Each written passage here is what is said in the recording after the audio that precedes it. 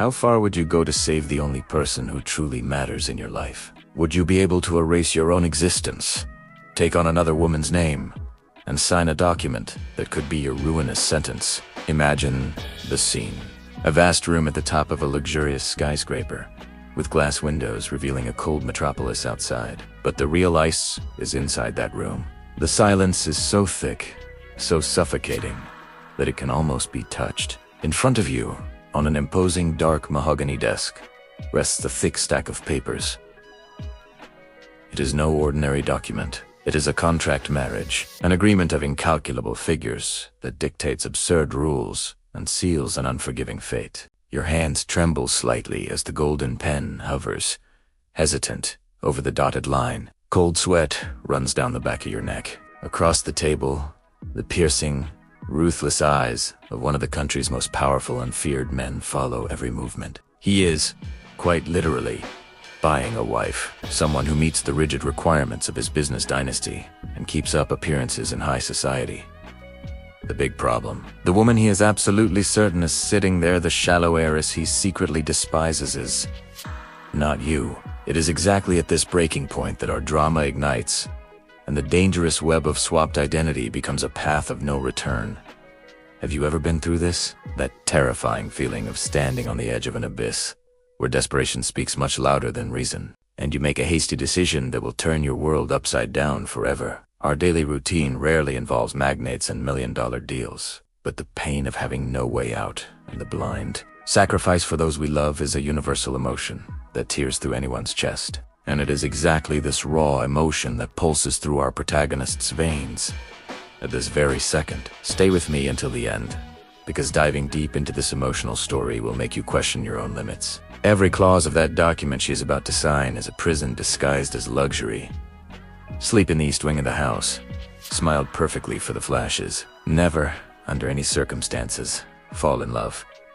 But the silent and definitively most dangerous rule of all is the one she imposed on herself. Never let him find out who you really are. As the tip of the pen finally touches the paper, the harsh sound of dark ink marking the white sheet feels like a cry for help echoing through the room.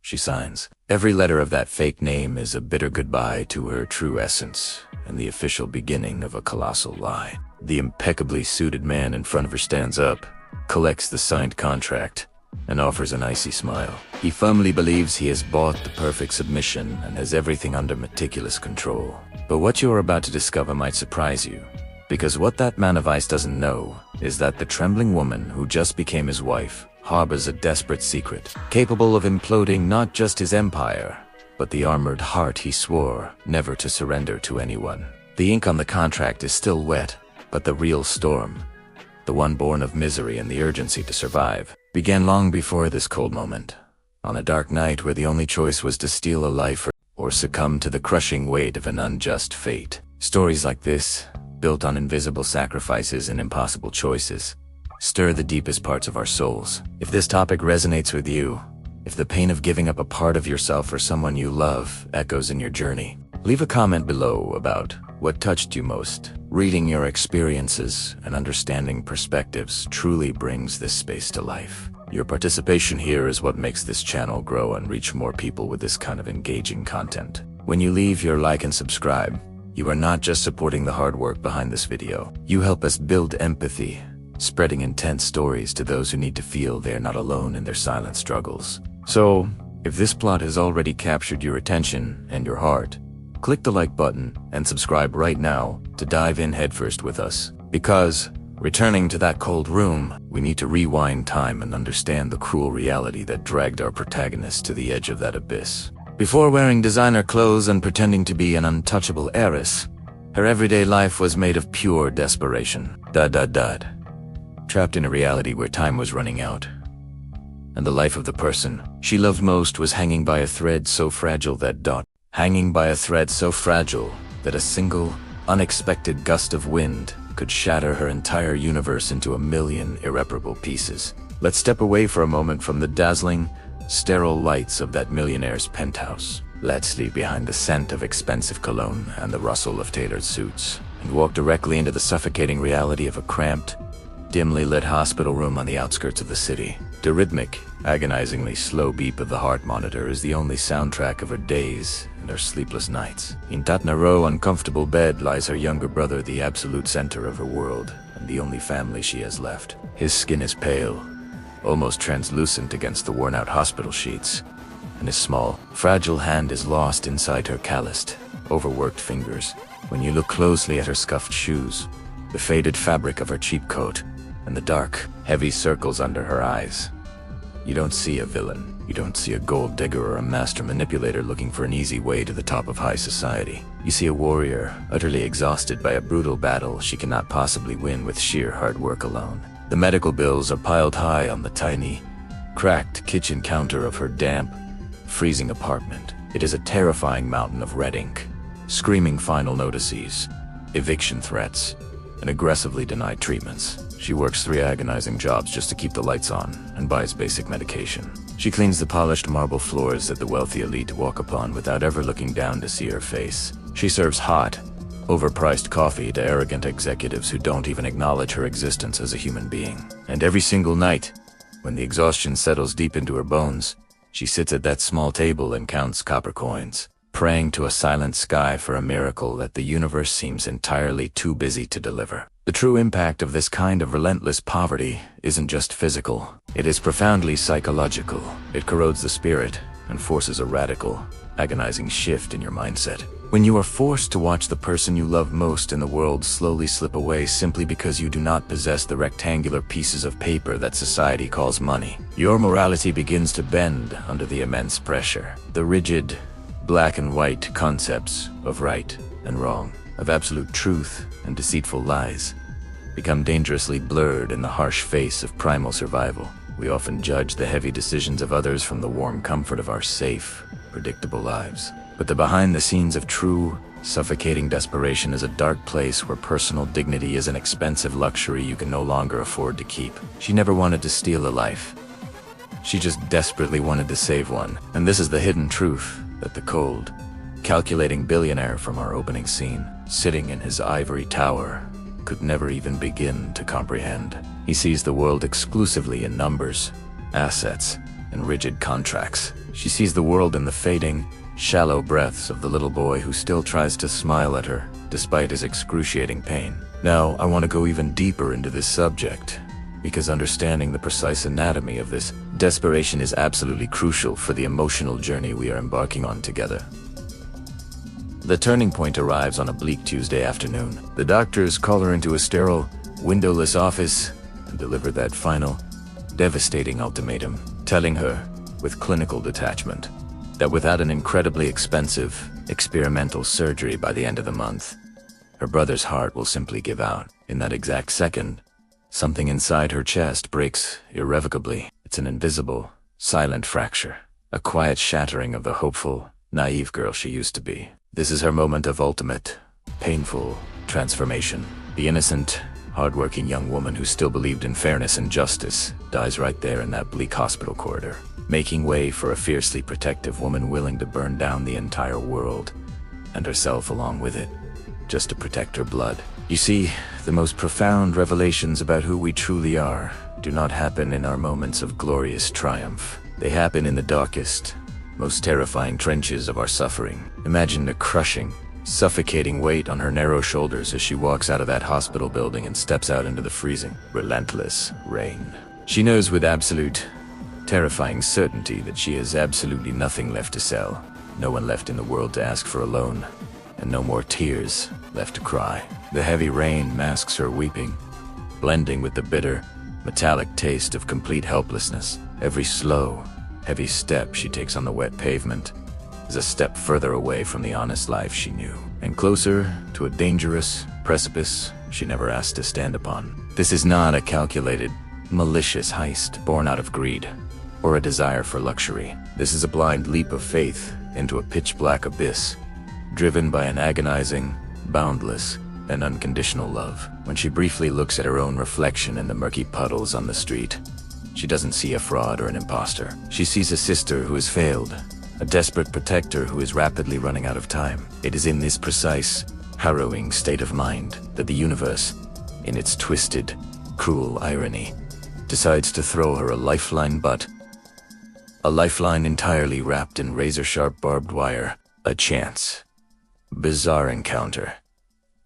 An impossible coincidence. A fleeting moment where the invisible threads of fate violently tangled the tragic life of a desperate, impoverished worker with the glamorous, empty life of an arrogant, unforgiving heiress. The physical resemblance between the two women is uncanny, almost terrifying. They share the exact same eyes, the same delicate facial structure, the same exact silhouette, yet they carry entirely different souls within. One soul is hollowed out by excessive privilege, vanity, and boredom. The other is deeply carved out by relentless suffering, empathy, and resilience. The wealthy heiress desperately needs an escape route from an arranged, loveless marriage she despises. A golden cage she absolutely refuses to enter. Our protagonist, on the other hand, needs a sum of money so astronomically high.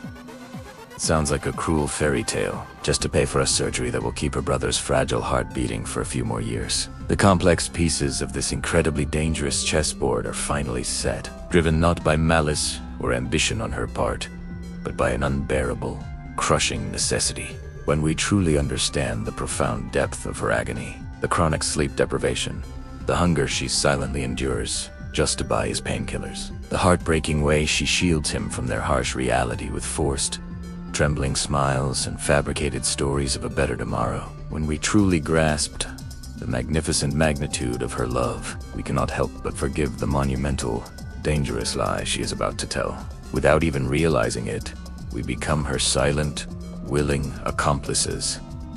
We actively want her to sign that paper. We want her to take his money, to flawlessly play the part, to survive the billionaire's lion's den, because the cause is fiercely righteous, even if her desperate methods are a literal crime against the truth. Her journey is no longer about preserving her own name. It is about sacrificing her entire existence upon the blazing altar of devotion, because right after the cold rain finally stops, and she finds herself standing frozen in front of an ornate, gilded mirror alongside the wealthy woman whose opulent life she is about to steal. The real, dangerous game of shadows officially begins, and the strict, unforgiving rules of the mask are about to be laid out. Drop a comment below. This makes sense to me. The massive oak door clicks shut with a dry, definitive sound, completely isolating the heavy rain outside. A suffocating silence seems to weigh a ton. The setting is an ultra-luxurious hotel room. Crystal chandeliers refract light in a cold, calculating manner. Here, two women come face to face for the first time. No interruptions, no excuses. Just two halves of a bizarre coin that destiny tossed with absolute cruelty. On one side stands our protagonist, her cheap clothes still damp from the storm, heart beating with urgency. On the other, the true heiress. Born in a solid gold crib, wrapped in silk, with chronic boredom and sharp arrogance. Their physical resemblance sends a shiver down anyone's spine, like staring into a distorted mirror where souls swapped. One carries the crushing weight of the world. The other views it as a private amusement park where rules don't apply. This spoiled heiress, holding a crystal glass, breaks the silence to dictate the terms of a dark proposal. The heiress does not mince her words. To her, people are disposable resources, chess pieces on a grand board. She doesn't want to know the desperate woman's name, nor hear about the sick brother's pain. She doesn't care about the mortal battle tearing apart that exhausted worker. Only her selfish freedom matters. She views this arranged marriage with the billionaire as a maximum security prison, a golden K, meant to lock her into a life of exhausting appearances alongside a cold, ruthless man she despises. Then, with surgical coldness, she drops the perfect bait. A sum of money so astronomically high, a number with so many zeros, it makes our protagonist's breath catch instantly in her throat. More than enough to pay for a complex surgery, endless hospital stays, expensive treatments to guarantee that the little boy's fragile heart keeps beating for many, many years to come. The impact is physical, like a devastating punch, yet pure oxygen rushes into drowning lungs. But with every obscure pact, the true price is not just signing a paper. It requires a living death. It requires the protagonist to violently bury her own essence and history right there on the floor. The heiress slowly stands, pacing around the protagonist like a sleek predator, analyzing cornered prey. She establishes strict, non-negotiable rules. Her voice is sharp, cutting, allowing no debate. The first rule is brutal. Intimacy will be an absolute illusion. They will never share the same private space. Sleeping in separate bedrooms is a rigid requirement. The protagonist must become a beautiful, well-dressed ghost, wandering long corridors, maintaining a safe, millimeter-perfect distance from the powerful man she will call husband, ensuring the thick wall of ice between them never breaks or even cracks. The second rule involves public events. The heiress demands her substitute be the most perfect, flawless actress. Under the cruel glare of the spotlight, she will wear exclusive designer clothes, adorn herself with dazzling jewels, and, above all, she must smile. An intensely rehearsed, perfectly fake smile capable of blinding the ruthless media and convincing high society. She must master appearing adorable and accessible while remaining armored and terrified inside, navigating a majestic life that does not belong to her. A litho dance of masks. Any small slip, any genuine expression could catastrophically ruin the plan in her brother's life. But it is the third rule that makes the protagonist's spine freeze permanently, delivered in a hushed tone, a rule so absolute and terrifying, it carries a prophetic and lethal weight. The heiress stops in front of her, looks deep into the identical eyes, and says with venom, "Never, under any circumstances, make the stupid mistake of falling in love with him. Do not confuse the meticulous performance with the raw reality. He is not a prince from a fairy tale. He is a ruthless, apex predator of the business world. If you drop your guard or hand over your heart, he will shred it." The heiress knows the magnate's cutting coldness, the impenetrable wall of ice he built.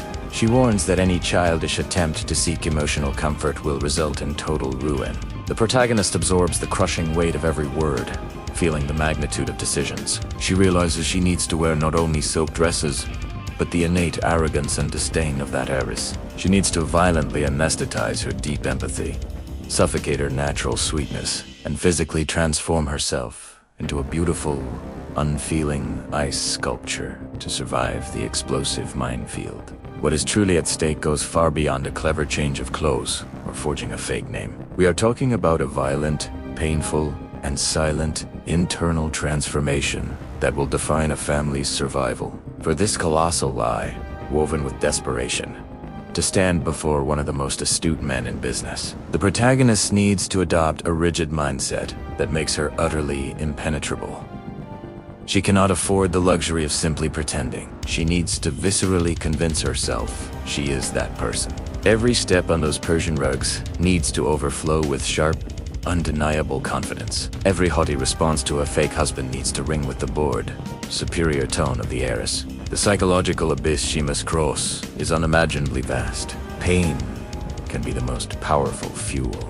The acute pain of imminent loss, paired with desperate love for a brother, forges resilience and coldness, making the impossible not only probable but strictly necessary. As the true heiress finishes listing her frivolous, narcissistic demands, our protagonist swallows tears. She makes a silent, unbreakable vow.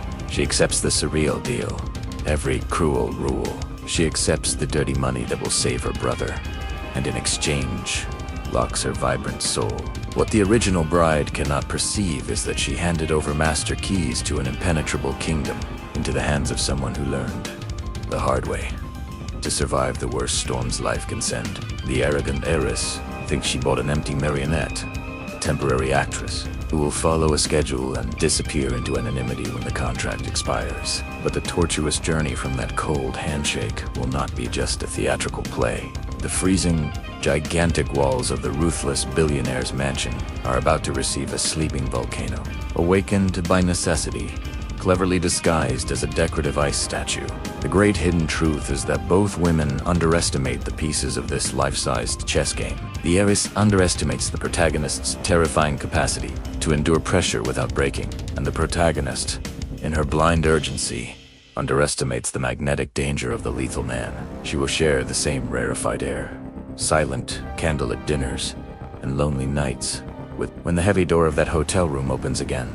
Hours later, the woman who steps into the hallway is no longer the exhausted worker, nor the desperate sister crying in the rain. She is a million-dollar fraud walking in dangerous glass slippers, stepping into the cage of a starving lion, armed only with a meticulously memorized script and a fragile heart that cannot miss a beat. The future revelations promise to shake the unshakable foundation of that billion-dollar empire and unearth deep traumas and visceral feelings that no contract could contain. The deal is irreversibly sealed, setting the stage for the terrifying moment she crosses the gates, fully aware there is no turning back. And the true trial by fire begins the second his eyes lock with hers at the altar.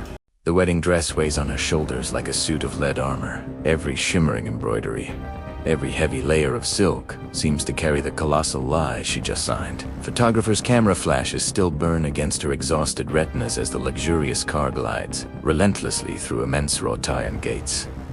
It is the first time she lays eyes on her new home. The colossal mansion rises intimidatingly against the dark night sky. A palace of ice.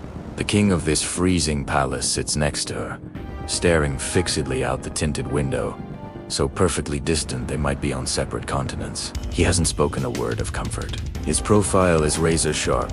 His expression holds a terrifying, unyielding hardness. She realizes, with a shiver, he is not merely an arrogant billionaire. He is an impenetrable fortress guarding deep demons. Her expensive, uncomfortable designer shoes finally touch the polished marble floor. Reality hits her with the force of a runaway train. The sheer luxury is suffocating. Massive crystal chandeliers hang from vaulted ceilings, costing more than she could earn in 10 lifetimes. Priceless are decorated silk-lined walls, and an army of uniformed staff moves silently, like cogs of a perfectly cold machine. Standing under the observant eyes of strangers, the ultimate trial by fire for her survival officially begins. To protect her brother fighting for his life, her journey demands a flawless, award-winning performance. She needs to channel the original bride's frivolous arrogance, staggering selfishness, and toxic indifference. She demands her luggage be taken to the East Wing, completely isolated. As the contract strictly dictated, the artificial air of that environment slowly suffocates her. Difficult decisions begin to exact a heavy mental toll. The husband observes her from a distance, his dark, analytical eyes registering her every movement with lethal patience. He expects extreme frivolity, shrill complaints about wine temperature or sheet thread count. He's accustomed to boundless greed.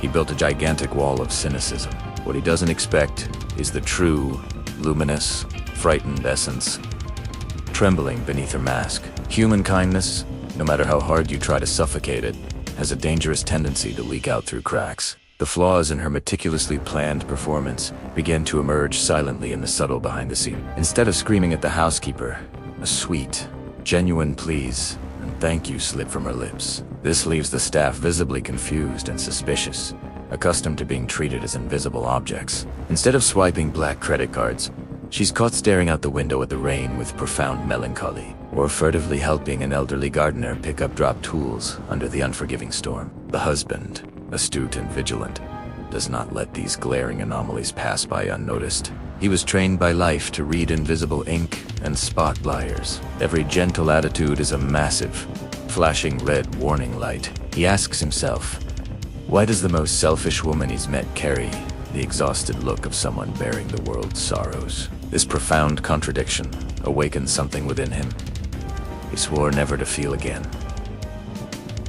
Genuine, unfiltered curiosity. Curiosity, locked inside an immaculate, freezing palace of ice, is the first dangerous spark capable of starting a wildfire. Now, deeper into this subject, where scripted fake reality collides with raw human nature, the narrative gains emotional voltage. The grand transformation is not superficial.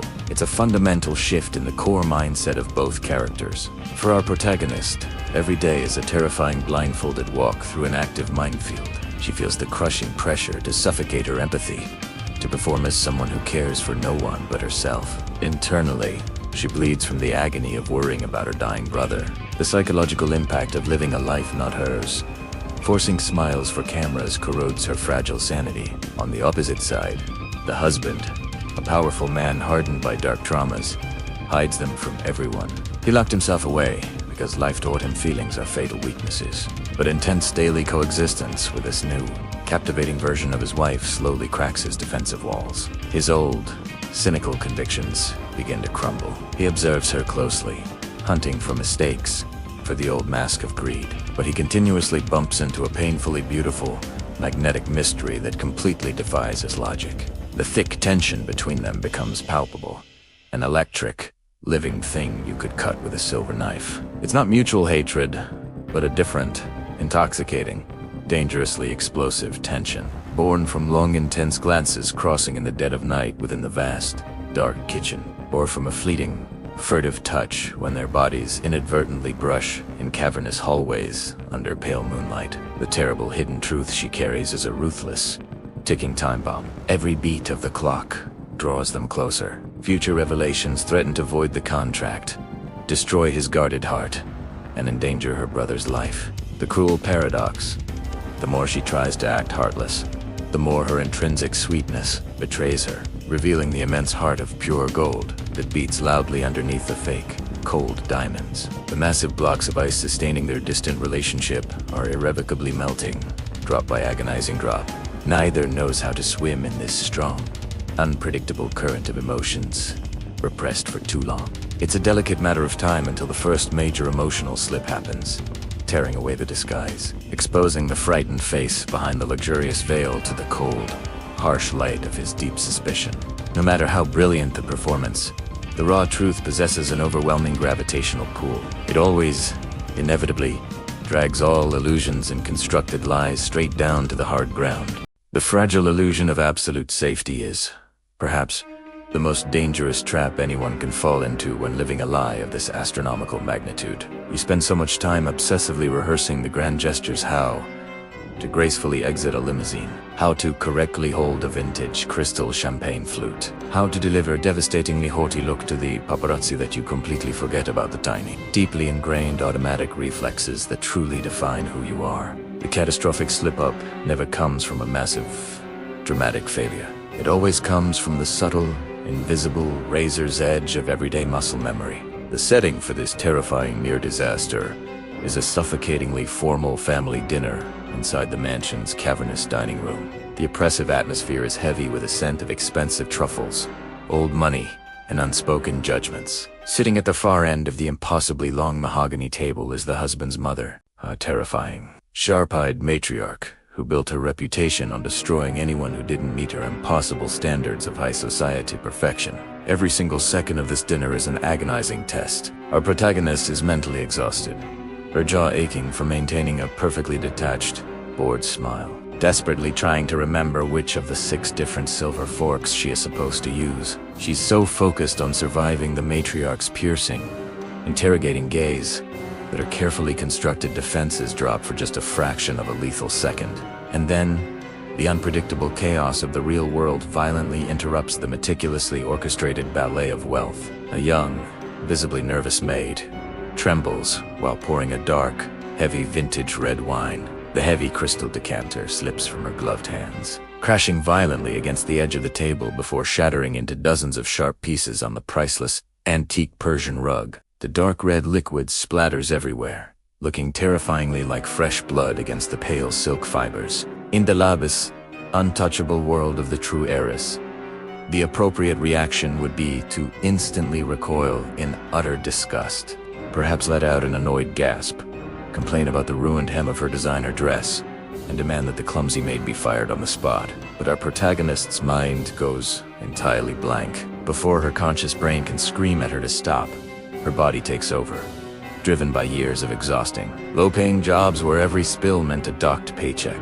In a blur of pure, raw instinct, she pushes her chair back, drops gracefully to her knees right onto the floor, and grabs a thick linen napkin. With the lightning-fast, practiced efficiency of a seasoned cleaner, she begins expertly dabbing the wine from the edges inward to prevent the stain from spreading, simultaneously gathering the dangerous shards of broken crystal with her bare hands so no one else steps on them. She doesn't hesitate, she just works, her hands moving with a fluid, desperately ingrained rhythm. It takes exactly 4 agonizing seconds for her to suddenly realize that the entire dining room has gone completely, deathly silent. the heavy kind of silence that rings in your ears. She freezes, her bare hands full of broken glass and a wine-soaked napkin, still kneeling on the floor like a common servant. She slowly looks up. The nervous maid is staring at her in absolute shock. The matriarch's eyes are wide, her mouth slightly parted in a mixture of profound horror and deep suspicion, utterly appalled that a woman of her supposed aristocratic lineage would ever touch dirty glass or lower herself to the floor. And then, her gaze meets her husband's. He is completely, perfectly still.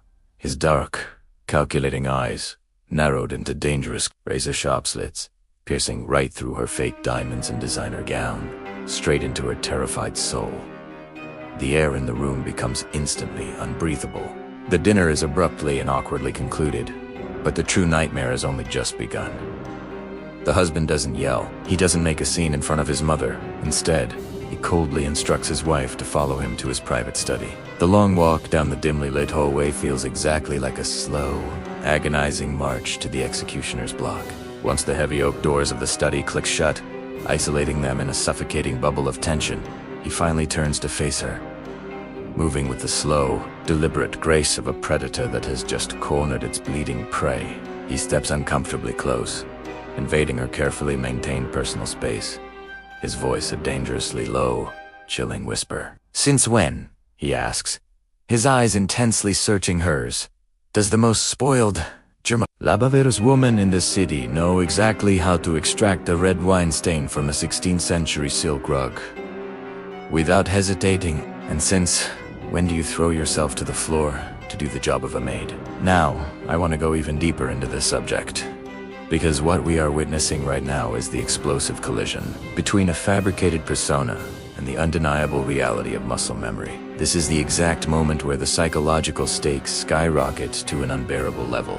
You can change your name, you can undergo a complete physical transformation, but you can never truly erase the deeply embedded scars of your past. Her entire mentality was forged in the cruel fires of poverty, where acting quickly to fix a mess was a matter of sheer survival.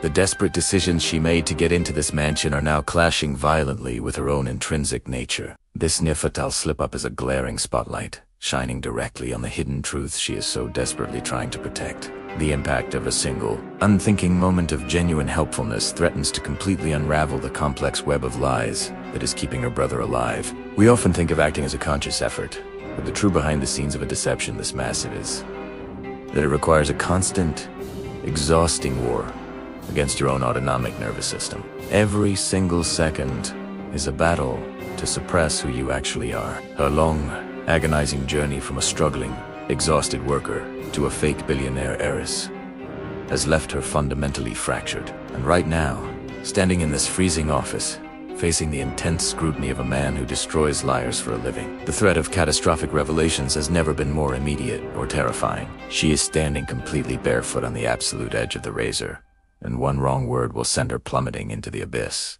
Her heart is hammering violently against her ribs, sounding like a trapped bird, desperately trying to escape its cage. She knows that if she hesitates for even a fraction of a second, if she stutters, if she looks away, it is entirely over. The money will be gone, the contract will be voided, and her brother will die in a sudden, brilliant flash of sheer, adrenaline-fueled desperation. She straightens her spine, forces her trembling muscles to relax, and channels the absolute worst, most arrogant version of the woman whose life she stole. She lets out a short, cold, incredibly haughty laugh, a sound she practiced for hours in the dark. She steps even closer to him, tilting her chin up in a perfect display of aristocratic defiance, meeting his dangerous glare with one of pure, manufactured condescension. "Darling, please," she says, her voice dripping with bored arrogance. "Do you honestly believe I would just sit there and let a completely incompetent, minimum wage maid permanently ruin a $500,000 antique rug that I intend to inherit? I spent an entire summer in a ridiculous Swiss finishing school when I was 16, where they taught us how to manage staff and protect our priceless assets. It's not called being a maid. It's called aggressively protecting my investments. If you want to let your clumsy stuff destroy your wealth, be my guest. But I refuse to watch my future inheritance be stained by sheer incompetence." The silence that follows her bold, venomous declaration is so thick, you could physically cut it. She holds her breath, praying to a universe she stopped believing in that. The lie was convincing enough. The husband stares at her for what feels like an eternity. He searches her face for any micro-expression of fear, any tiny crack in her icy armor. But the sheer audacity of her excuse, the cruel, elitist logic behind it, aligns so perfectly with the deeply horrible personality of the woman he thinks he married, that he actually pauses. The intense, murderous suspicion in his dark eyes slowly, very slowly, begins to recede, replaced by a strange mix of reluctant amusement and deep, lingering intrigue. He takes a slow step back, the suffocating tension in the room finally breaking, leaving behind an emotional relief so profound that she has to lock her knees just to keep from collapsing onto the floor. Swiss finishing school. He murmurs softly, almost to himself, a tiny, enigmatic smirk playing at the very corner of his lips. Fascinating. He turns his back to pour himself a drink, signaling that the immediate interrogation is over. She has survived the razor's edge. She improvised brilliantly and saved her own life. But as she quietly slips out of the study, her hands still shaking uncontrollably, she realizes a terrifying new reality. The excuse worked, yes. But the husband's gaze when he looked at her wasn't just cold anymore. It was highly curious. She managed to dodge the bullet, but she inadvertently proved to him that she is far more complex, sharp, and unpredictable than he ever imagined. The protective ice is definitely cracking, and keeping her distance from a man who is now actively fascinated by her is about to become the most dangerous game of all. The adrenaline from that near-catastrophic slip in the study takes days to fully leave her system. She retreats even further behind her icy walls, moving through the colossal mansion like a terrified ghost, desperately trying to become entirely invisible. But the universe, in its infinite, twisted irony, absolutely loves to aggressively test the strength of our most rigid decisions. The multi-million-dollar contract she signed in that freezing hotel room had one absolute, undeniable, and heavily bolded mandate: no feelings. It was supposed to be a straightforward business transaction, a highly calculated performance meant to deceive the world. But how do you successfully legislate the human heart? How do you force a living, breathing soul to remain completely dormant? The terrifying answer is, you simply can't. The impenetrable armor he wears every single day isn't a permanent, biological fixture. It's a carefully maintained, exhausting illusion. And illusions, no matter how brilliantly crafted, require immense, constant energy to sustain. The violent break in the ice doesn't happen during a glamorous, highly publicized high society gala or an intensely tense, high-stakes boardroom meeting. It happens on a quiet, violently stormy Tuesday night. The mansion staff has been dismissed early due to a severe hurricane warning, leaving the massive, sprawling estate practically empty, echoing only with the aggressive sound of torrential rain and howling wind, violently battering against the reinforced glass windows. She is completely alone in her isolated east wing, pacing the floor, her mind spiraling with agonizing thoughts about her brother's impending surgery, when she suddenly hears a dull, heavy thud coming from the main hallway. Against her better judgment, against every single survival instinct screaming at her to stay locked in her room, she steps out into the dim light. There, leaning heavily against the dark mahogany wainscoting, gasping for air, is her invincible, terrifying billionaire husband. He is deathly pale, his expensive tailored shirt unbuttoned at the collar, completely drenched in a cold, unnatural sweat.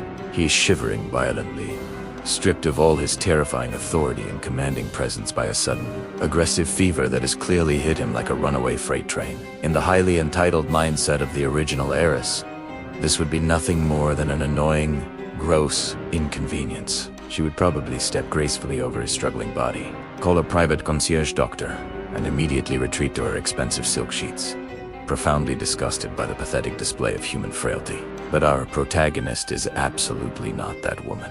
Her entire being is deeply wired for profound empathy and relentless care. Seeing this incredibly powerful man physically collapse to his knees, struggling to draw a single breath, instantly triggers the deepest, most instinctive part of her soul. The exact same fierce, nurturing part that sits vigil by her brother's sterile hospital bed night after agonizing night, without a single, fleeting thought for the strict, contractual rules, the dangerous boundaries, or the potentially catastrophic consequences. She rushes frantically to his side, She drops to the cold, unforgiving marble floor, wrapping her arms around his broad, shaking shoulders, physically supporting his heavy dead weight. For the very first time since they met at the altar, he doesn't violently push her away. He physically can't. He looks up at her through clouded, fever-glazed eyes, deeply and profoundly confused by the soft, desperate concern radiating from her beautiful face. It defies every logical parameter he has ever known. She practically drags him down the long hallway to his master bedroom. A massive, dark, painfully sterile space that looks significantly more like an expensive museum exhibit than a place of comfort or rest. Now, I want to go even deeper into this subject, because the true, lasting impact of this specific night violently changes the entire trajectory of their meticulously planned lives. When someone is entirely stripped of their social power and reduced to sheer, raw physical vulnerability, the heavy masks we wear completely and inevitably dissolve. The hidden truth of who they both are deep down begins to slowly surface in the quiet, charged intimacy of that dimly lit room. She doesn't call the doctor right away, knowing perfectly well that the raging storm has completely blocked the main roads and grounded all flights. Instead, she becomes his absolute, undeniable lifeline. She works tirelessly, relentlessly through the long night, her hands moving with a gentle, practiced, and deeply soothing rhythm. She retrieves heavy down blankets to stop his violent shivering. She fetches crystal bowls of icy water, and she gently, carefully presses cool, damp cloths against his burning forehead. She sits on the very edge of his massive bed, whispering soft, comforting words that she normally, exclusively reserves for her sick little brother. It's an agonizing, painfully beautiful transformation to witness. The terrifying, ruthless, apex predator of the corporate world is suddenly just a vulnerable, broken man, completely at the absolute mercy of the woman he practically bought to be his fake, decorative wife. As the agonizing hours stretch on into the dead of night,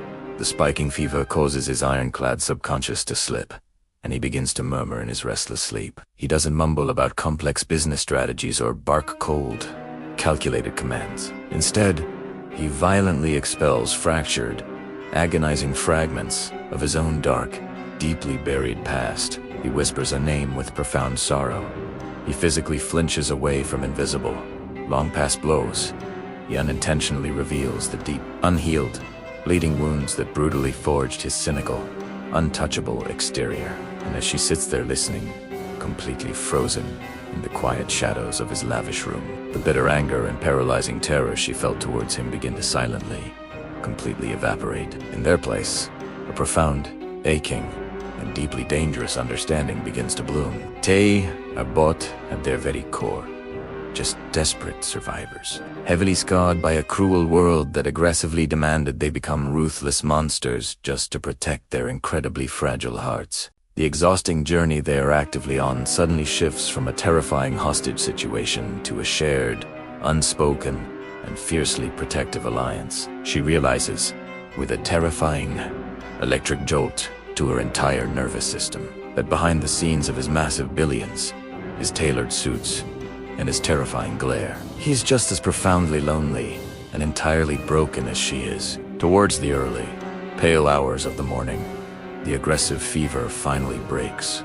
the intense heat leaving his exhausted body. The violent, howling storm outside begins to significantly subside, leaving a heavy, exhausted, but completely calm silence in its destructive wake. He slowly flutters his eyes open, his mind fully lucid and clear for the very first time in many hours. And the very first thing his dark eyes register is her. She is slumped uncomfortably in the velvet armchair right next to his bed, her expensive designer dress completely ruined and wrinkled, her perfect, professional makeup entirely washed away by nervous sweat and sheer exhaustion, completely fast asleep.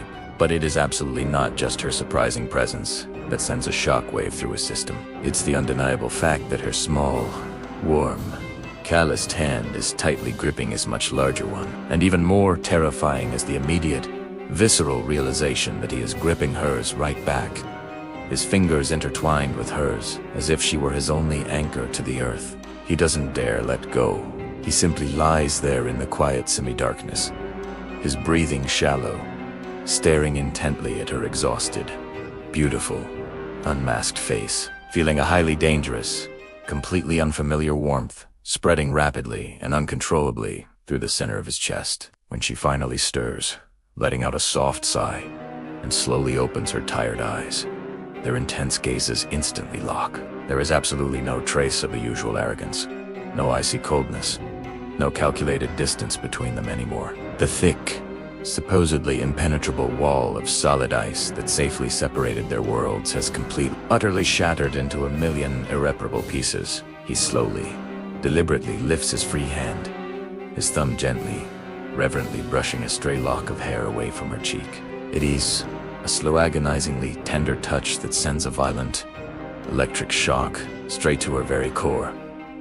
Stealing the breath right out of her lungs, she completely stops breathing. The intense, magnetic chemistry between them, heavily suppressed by fear, survival, and rigid contracts, suddenly erupts into an undeniable, burning, and utterly overwhelming reality. She knows deep in her bones that she should immediately pull away. She knows she should loudly remind him of the strict rules. She knows she is playing a highly lethal game with catastrophic revelations patiently waiting down the line to destroy her. But she is completely, physically paralyzed by the sheer, naked emotion swirling in his dark eyes. The absolute worst, most dangerous thing that could possibly happen is quietly, irreversibly unfolding right here in the silence of this room. The rigid, lifeless paper contract is rapidly burning to ashes in the heat of their shared gaze, and she is terrifyingly, hopelessly, and completely falling in love with the exact man she was heavily paid to deceive. The days following that violently stormy, feverish night feel like stepping into an entirely different universe. A fragile, deeply beautiful alternate reality, suspended in time. The oppressive, freezing silence of the colossal mansion is gradually, softly replaced by something terrifyingly warm and profoundly intimate.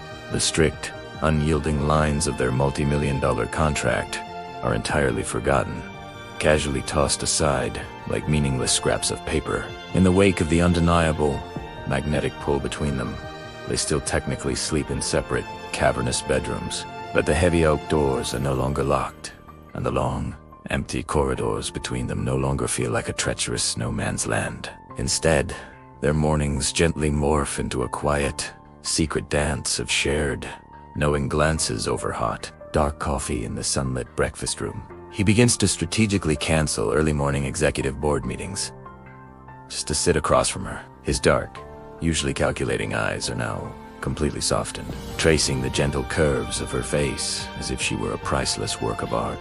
He starts to smile a real, genuine, breathtaking smile that completely transforms his sharp, ruthless features into something dangerously devastating. For our deeply exhausted protagonist, the heavy, suffocating armor she wore just to survive begins to physically melt away under his intense gaze.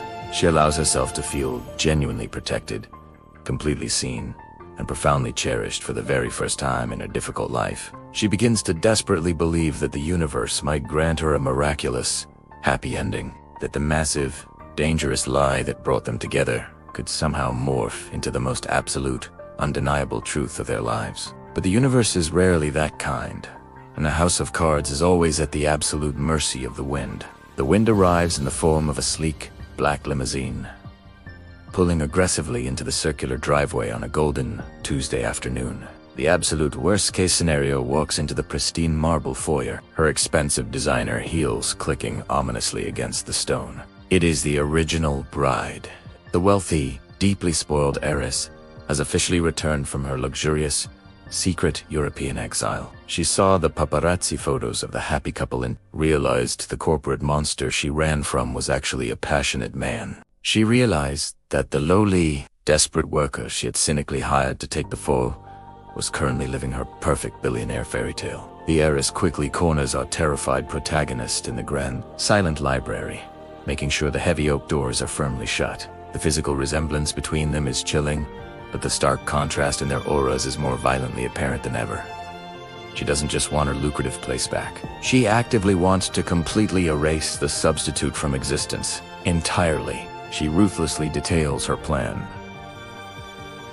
The protagonist must disappear into the shadows, or face exposure to the husband and the authorities. She maliciously threatens to instantly cut off the vital medical funds currently keeping her fragile little brother breathing in his hospital bed. The protagonist is completely trapped, pinned by a heartless woman who uses an innocent, sick brother as a twisted bargaining chip. This soul-crushing transformation forces our protagonist to revert her entire mindset back to a state of absolute, primal survival. The beautiful, hopeful decisions she was making about her future are violently ripped from her trembling hands. If he discovers the woman he loves is a paid fraud, the profound betrayal will permanently, irreparably shatter his soul. To save her brother's life and protect the husband's newly healing heart, she realizes she must do the absolute unthinkable. She has to completely break his heart first, to forcefully push him away before the vicious heiress can launch her explosive truth. She must rebuild that freezing wall of solid ice she spent weeks carefully melting.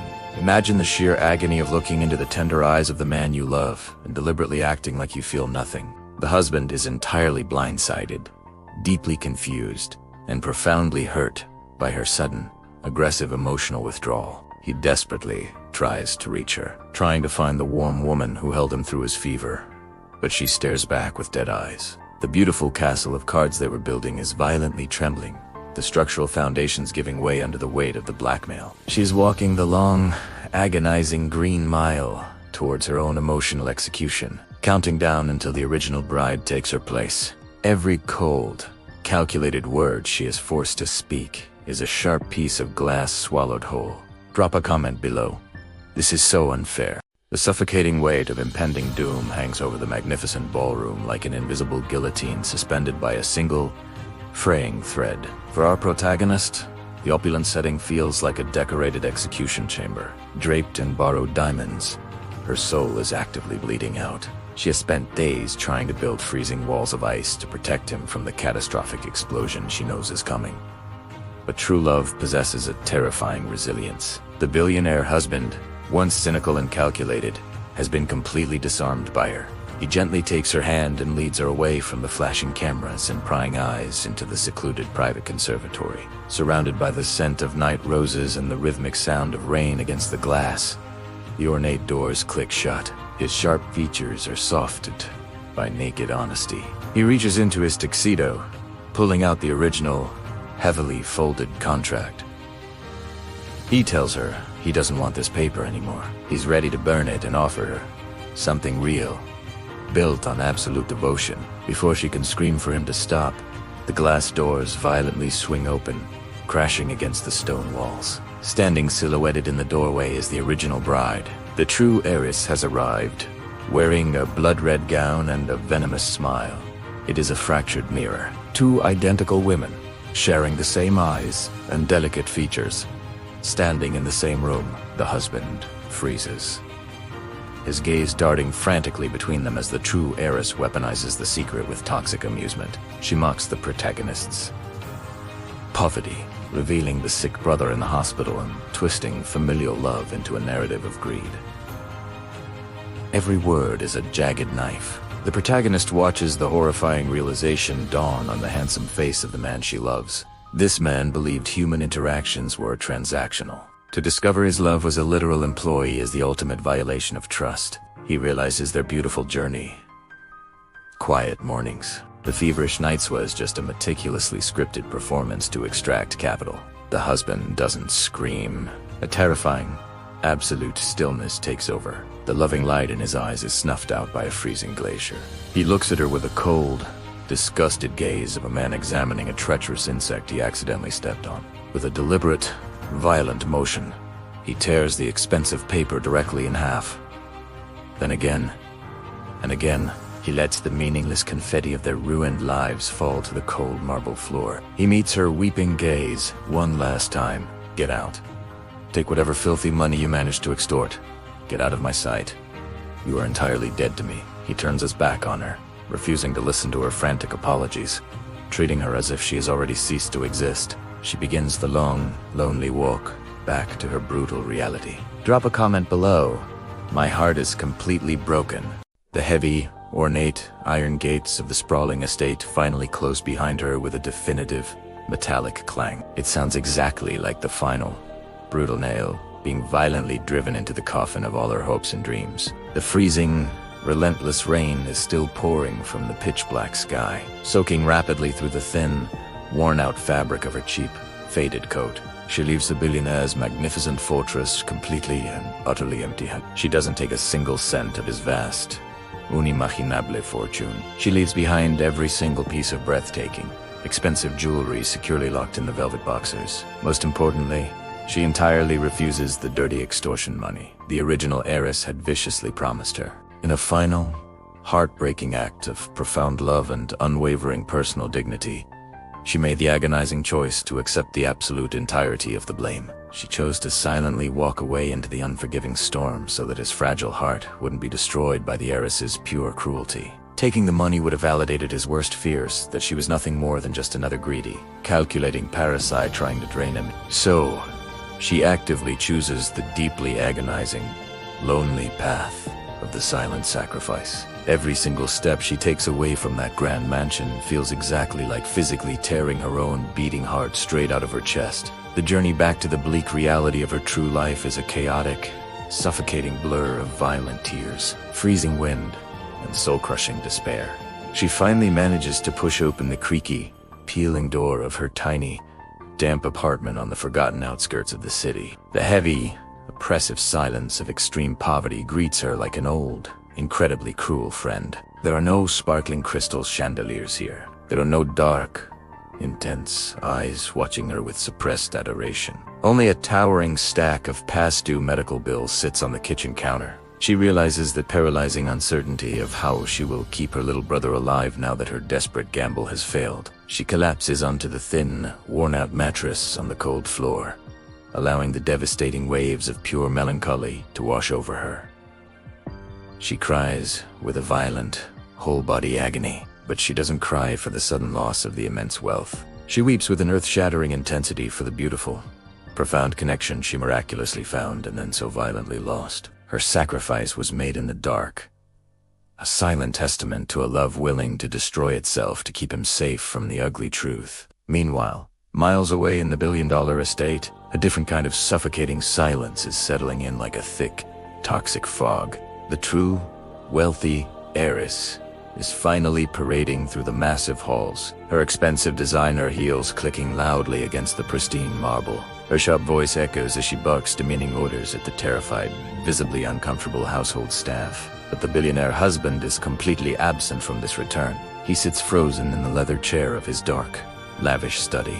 He stares blankly at the crackling flames in the fireplace. The massive, breathtaking house has entirely, inexplicably lost all of its vibrant color. The original bride is there, wearing the right clothes and sharing the same face, but her presence is completely, horrifyingly hollow. She complains relentlessly about the chill, whines about the wine, and talks endlessly about shallow, meaningless high society gossip. Every arrogant word from her lips is a glaring reminder of the lack of the warm soul he had fallen so deeply in love with. His brilliant, analytical brain begins to aggressively rebel against the simplistic, cruel narrative that was fed to him. If the woman who left was truly a masterful, heartless fraud, why on earth did she leave without taking a single, solitary cent? Why did she walk out into a freezing hurricane in a cheap coat? The facts simply do not align with the greedy narrative. The more time he is forced to spend with the original heiress, the more he desperately longs for the gentle, warm hands that patiently cooled his fever. He misses the quiet, shared glances over morning coffee. He misses the profound, undeniable goodness that radiated from her core. The profound, agonizing, so they that deep, unbearable longing for her presence begins to shatter the rigid ice of his immense pride. He starts to quietly investigate, pulling the hidden strings of his vast resources to look into the desperate shadows she retreated to. He starts to uncover the heartbreaking reality of the sick little brother, the crushing medical debt, the absolute, primal desperation. The immense gravity of her silent sacrifice begins to dawn on him, shifting the narrative to a story of unimaginable, tragic devotion. A man who has tasted the warmth of true love will never survive in the artificial cold again. His empire is now redirected toward a single mission. Drop a comment below. I feel this pain. The private investigators he hires are the absolute best in the world. Men thoroughly accustomed to ruthlessly uncovering corporate espionage and massive international fraud. But what they bring back to his immaculate, sprawling glass office in a plain manila folder is not a tale of calculated malice or greedy manipulation. It is a profoundly heartbreaking, meticulously documented record of pure, unadulterated human suffering and impossible sacrifice. He sits entirely alone, the silence of the room broken only by the sharp rustle of papers as he flips through the devastating evidence. He sees the terrifyingly high stacks of unpaid hospital bills, the aggressively stamped red eviction notices, and the pitifully small pay stubs from exhausting jobs. And then he sees the photograph, a clinical, brightly lit hospital picture of a pale, fragile little boy hooked up to complex life support machines. The hidden truth violently crashes into the billionaire's cynical reality with the unstoppable, catastrophic force of a massive meteor. The woman he had so ruthlessly expelled into the freezing storm was actually carrying the crushing weight of the entire world on her fragile shoulders. Her incredible deception was fueled by a desperate, agonizingly pure, and unconditional love for the absolute only family she had left. The realization physically steals the breath right out of his lungs, hitting him so hard that he has to tightly grip his desk to stay upright. Every confusing puzzle piece snaps into place. Her terrified hesitation at the altar, her genuine kindness toward his staff, and her silent, penniless departure. She hadn't played him. She had sacrificially thrown herself onto a ticking grenade to save her dying brother, and in the process, saved his soul. The shift in his mentality is instantaneous and permanent. The towering walls of his pride and defensive ego completely crumble to fine dust.